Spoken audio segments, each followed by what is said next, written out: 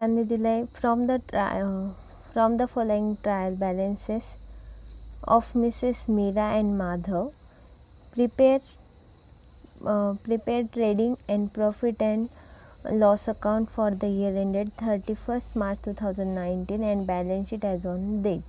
त्यांनी 31 मार्च 2019 आपल्याला trial balance दिला आहे. आपल्याला ट्रेडिंग अकाउंट आणि प्रॉफिट अँड लॉस अकाउंट तयार करायचं आणि बॅलन्स शीट प्रिपेअर करायची. सो आपण फर्स्ट डेबिट बॅलन्सेस पोस्टिंग करून घेऊ डेबिट बॅलन्सेसची. सो फर्स्ट दिला आहे स्टॉक, तर तो आहे 1 एप्रिल 2018चा. तर तो जाईल ट्रेडिंग अकाउंटला ओपनिंग स्टॉक. नंतर डेटर्स असेट साईडला, bills receivable asset, purchases trading account, return दिले आपल्याला 1000. ते डेबिट बॅलन्स आहे म्हणजे तो सेल्स रिटर्न आहे, तो जाईल ट्रेडिंग अकाउंटला सेल्स रिटर्न. नंतर कॅरिएज इनवर्ड तो जाईल ट्रेडिंग अकाउंटला. कॅरिएज इनवर्ड म्हणजे जे कॅरिएज आपण पेड केलं आहे ते आपण फॅक्टरीमध्ये जे आपण कॅरिएज वापरलं आहे त्याच्यामुळे ते जाईल ट्रेडिंग अकाउंटला.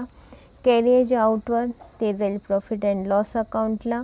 म्हणजे ते कॅरिएज आपले ऑफिस किंवा अदर सेल्ससाठी किंवा त्याच्यासाठी जे कॅरिएज लागले सो ते जाईल आपलं प्रॉफिट अँड लॉस अकाउंटला. नंतर मोटर व्हेकल आपले असेट आहे सो ते जाईल asset side. General expenses profit and loss अकाउंटला. त्यानंतर दिलं आहे एक्सपोर्ट ड्युटी जाईल प्रॉफिट अँड लॉस अकाउंट.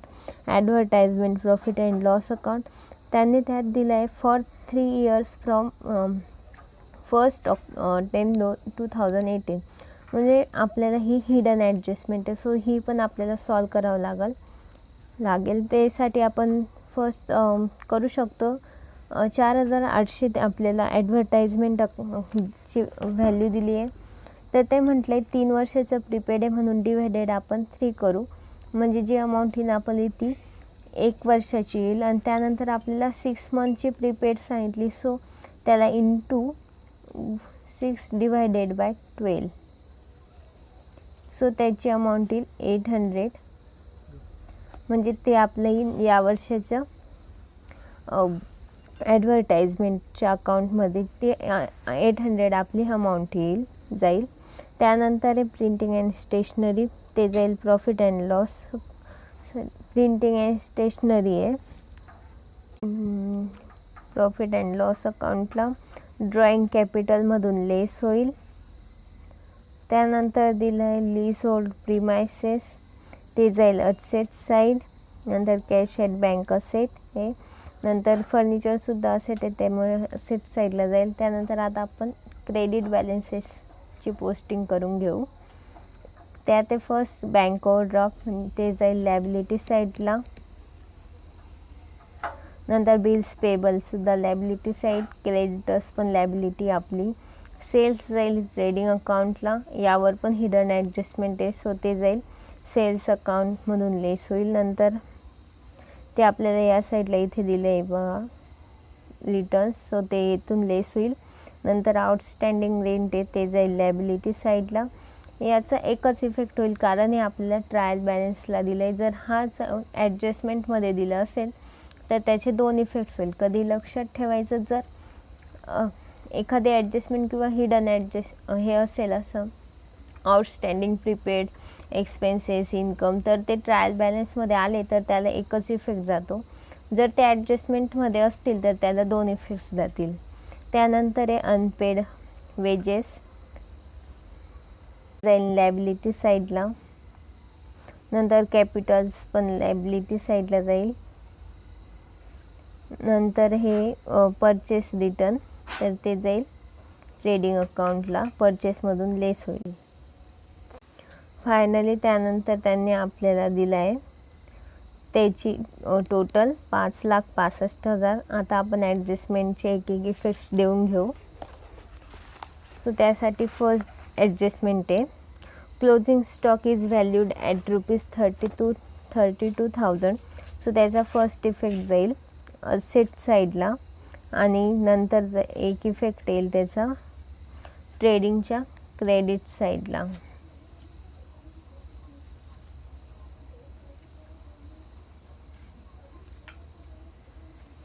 त्यानंतर आहे प्रोव्हिजन फॉर डाऊटफुल डेट ₹2000, त्याचा इफेक्ट जाईल प्रॉफिट अँड लॉस अकाउंटच्या डेबिट साईडला आणि सन्ड्री डेटर्समधून लेस होईल. त्यानंतर एक create reserve for discount on डेटर ॲट 3%. सो त्याचा फर्स्ट इफेक्ट जाईल प्रॉफिट अँड लॉसच्या डेबिट साईडला आणि सन्ड्री डेटर्समधून लेस होईल. सो ते आपल्याला आधी डेटर्सचे अमाऊंट आणि नंतर ते दिलेले आपल्याला सन्ड्री डेटर्समधून आधी आपल्याला हे प्रोव्हिजन दिलेलं आहे 2000, ते लेस करून घेऊ. त्यानंतर जे अमाऊंट येईल त्यावर 3% निघेल. नंतर आहे value of lease hold premises on 31 March 2019 ₹1,00,000. त्यांनी आपल्याला बघा लीज होल्ड प्रिमायसेसची अमाऊंट आपल्याला ही क्लोजिंग अमाऊंट आहे आणि जी आपल्याला ट्रायल बॅलन्सला दिली होती 1,10,000 ही इनरला येईल आणि 1,00,000 आउटर साईडला येईल आणि जो डिफरन्स येईल तो आपला जाईल प्रॉफिट अँड लॉसच्या डेबिट साईडला.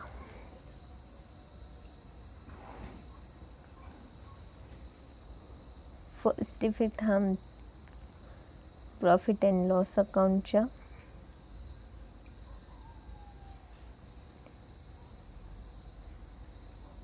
डेबिट साईडला. त्यानंतर आउटस्टँडिंग एक्सपेन्सेस दिले printing and stationery ₹500. So outstanding येते ॲड होईल आणि लॅबिलिटी साईडला जाईल. आता आपले सगळे ॲडजस्टमेंटचे इफेक्ट्स पण झाले. सो आता आपण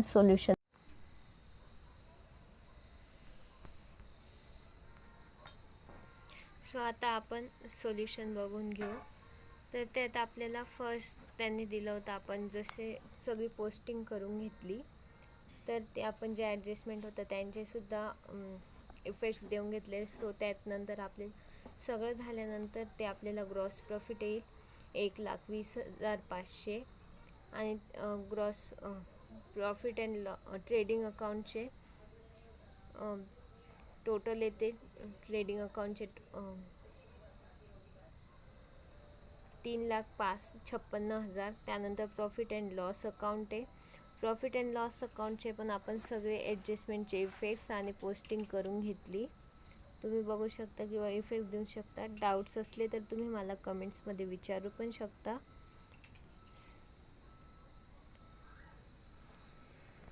त्यानंतर आहे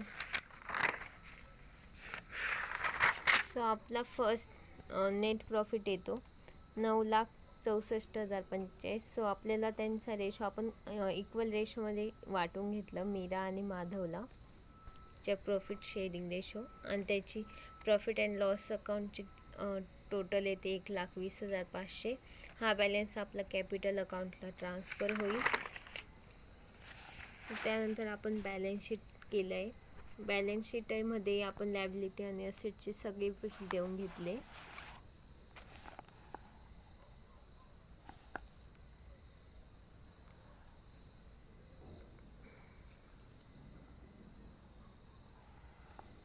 सो आपली ट्रायल बॅलन्स शीट 3,30,445ला टॅली होतं, बघू शकता तुम्ही. त्यानंतर आता आहे वर्किंग नोट्समध्ये आपण फर्स्ट वर्किंग नोट बनवलं होतं ॲडव्हर्टाइजमेंटचं एक्सपेन्सेसचं.